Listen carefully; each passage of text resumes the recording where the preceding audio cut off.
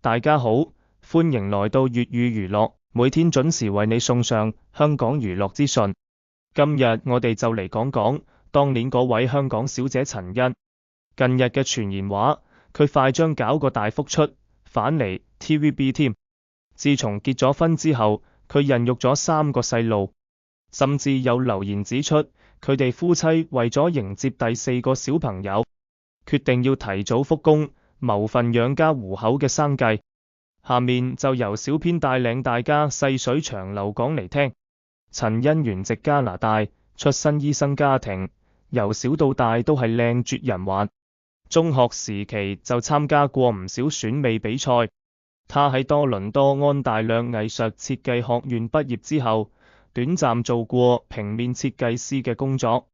不過心頭好，邊個唔冧死講啫呢？所以2006年佢就嚟報名參選咗。憑住嗰份甜甜嘅笑容同有殺食嘅身段，一下子就摘冠咗，仲順道簽咗約 TVB。入行頭幾年，佢係擔當綜藝節目主持嘅工作，但慢慢地 TVB 就俾咗佢一啲戲嗰啲劇本，搞到佢喺影視圈都開始嶄露頭角。出道初期，因為同九雲慧有啲神似，好多人就成日比下教，仲有啲人叫佢做提早出道版嘅九雲慧。可係陳茵呢個人真係有主見得嚟，唔想做人哋替身，唔想困喺性感呢啲標籤之下，於是乎佢就一把剪咗之前長長嘅髮尾，決定走自己專有嘅風格，塑造成一個獨一無二嘅假小子形象。佢呢個個性嘅自我定位，就算係做配角都令人記憶猶新，一時間變咗 TVB 重點栽培嘅實力派小花旦，拍過好多咁多嘅劇集，好似《原來愛上賊》、同是三分親同不打自己人，每一出都演得有聲有色，完全係無人能敵。2011年喺拍劇《心戰》期間，佢就撞正咗 TVB 當紅小生陳豪，對方係佢成個10年老一輩。唔止咁，佢哋倆一拍即合。大家也知，雖然陳豪外表唔算係天王級嘅帥，但係佢果斷勁有女人緣，就俾人講得口水橫飛，仲有個稱呼叫婆婆嘅好友。當陳茵一出場，陳豪即刻俾人家心尖尖上踩咗一腳，覺得有光撞入佢心坎入面。相反，初出茅廬嘅陳茵就稍嫌靦腆，而陳豪咁識得講笑，令到整個拍攝過程愉快非凡。每次開工，陳豪仲會為大家準備熱辣辣嘅咖啡，暖暖地，真係溫暖人心。最後，陳茵對陳豪都漸生情愫，終於兩個人就係戲拍完之後，自然而然成咗眷屬。舊愛新歡，佢哋一談就係3年，仲時不時一齊參加咗唔少活動。係呢段時間，陳茵嘅演藝生涯都達到一個瘋癲高峰，特別係喺《法證先鋒3》等劇集裏面，都有佢嘅精彩演出。只要時間合適，未來 TVB 4大花旦其中一席，肯定有佳人嘅一個位啦。2013年嘅尾巴啱啱好，陳茵喺拍劇嘅時候，突然發現自己有咗男男。當時嘅佢喺與陳豪未有結婚之前已經懷孕，簡直就係所謂嘅閃婚閃孕。陳豪一知道嘅時候，立刻就喺地鋪磚頭上跪低求婚。陳茵嘅心諗住工作或者可以再來過，但愛情卻唔可以再來一次，於是咁喺她事業最光鮮嘅時候，決定嫁俾陳豪。而男出世之後，佢哋喺微博上嘅分享都喺嗌過嚟嘅喜訊。面對職業生涯同埋家庭嘅抉擇，陳茵決定退下火線，從此只係陳豪背後嘅女人。於是咁籌備全家人，小家庭過得幸福滿滿。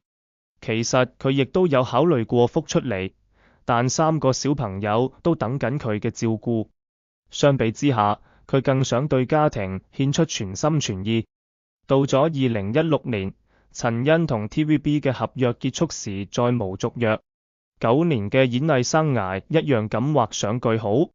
有人會話陳茵真係天生一副旺丈夫嘅命。陳豪自從娶咗佢之後，喺嘅事業越嚟越有反起色。佢成熟穩重嘅形象，亦都係廣告商眼中嘅 No. 1，仲被叫做 TVB 金雞母啊。話說陳茵喺三觀上好得唔得了，仲講話準備要第4個 B 仔。有人稱佢係生育機器，佢都話自己好樂於有個足球隊咁多嘅男，因為每個小朋友都係愛嘅見證。陳豪曾經表達過好多謝上天賜咗個萬能老婆俾佢，因為佢出去做事嘅時候，陳茵都會默默承擔住家中所有嘅重擔。佢哋夫妻一心一意，正正因為陳茵嘅付出，佢先得以喺職場上無後顧之憂咁去衝刺。佢都知陳茵辛苦，甘願為咗佢花錢買車買名牌包，滿足佢嘅所有小小願望。陳茵本身中意愛馬仕，陳豪亦都肯去慷慨解囊。佢話只要每次返到屋企見到老婆甜美嘅笑容，就算係喺外邊再點辛苦都值得。呢對夫婦嘅故事真係就係得人喜歡又得人羨慕，夫唱婦隨，過住一段安逸舒服嘅日子。佢哋之間嘅情感深過拍拖時代。喺娛樂界內，成日係見到星星夫妻今日好聚好散嘅情況，但陳茵就有話要講，喺佢哋家中，任何問題都係唔應該晾過夜嘅。老公老婆之間有咩疑問都要坦白討論。佢話佢哋間屋企永遠不容許有內耗發生，家庭和諧同溝通都係非常關鍵嘅。唔會有人會知道第啲人腦海入面諗緊啲咩。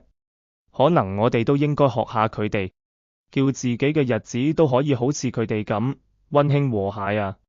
陳茵呢位港姐出身嘅藝人，曾經喺 TVB 嘅多部經典劇《烈火紅心 II》、《鬥心神探》、《法證先鋒 II》當中都有精彩演出。佢學識同樣好厲害，係多倫多安大略設計學院出身，之前亦都係度設計師。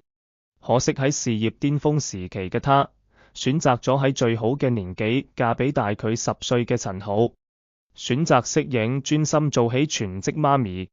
當陳茵選擇息影退隱嘅時候，好多人都為佢感到惋惜，但這幾年佢過嘅生活卻係令人羨慕不已，而且佢老公陳豪一直都對她寵愛有加。網友才發現，原來他眼光好咁準，養有兒女雙全，有個愛護自己嘅夫君。不過近日就有網友發現41歲嘅陳茵好似有咗第4胎啦。喺最近分享嘅一組慶生相入面，陳茵就穿着粉紅色斑點嘅一字肩連身裙，靚到鎂光燈都為佢轉移焦點啦。面對鏡頭嗰一刻，陳茵一手捧着蛋糕，嗰個標誌性嘅笑容喺呢一刻就咁燦爛展現出來，簡直可以治癒所有佢粉絲嘅心。網友們都讚嘆不已，時間似乎對佢無能為力，笑容宛如當年一樣咁甜。但係好多細心嘅網友都留意到，陳茵嘅身形似乎有少少改變，特別係水蛇腰變心形肚，似乎變得更加有福氣。媒體更爆料，陳茵似乎已經提中應考，有望迎接第4個小天使嘅到來。呢個消息一出，網友們立即踴躍留言討論，陳豪係咪因為疫情期間喺屋企有多啲時間，積極籌備新成員嘅出現呢？成功轉型，事業蒸蒸日上嘅陳豪，近年嚟真係好奪目。聽聞重簽 TVB 嘅時候，年薪更高達3000萬，穩坐行業頭牌嘅位置。即使係屋企得閒都無需擔心，每個月還有一筆可觀嘅被動收入呢。相比之下，就算陳豪現在家中多一個小生命，屋企經濟支持方面都絕對無壓力。不過面對媒體所謂嘅懷第4胎傳聞，陳茵本人都已經出面回應，嗌話其實係角度問題，目前依家都係積極瘦身中，所以對於4胎說佢嗌無嘢切嘅，但從言語之中似乎又唔係話絕對風土。反攻之事好似仲未有最後嘅定論。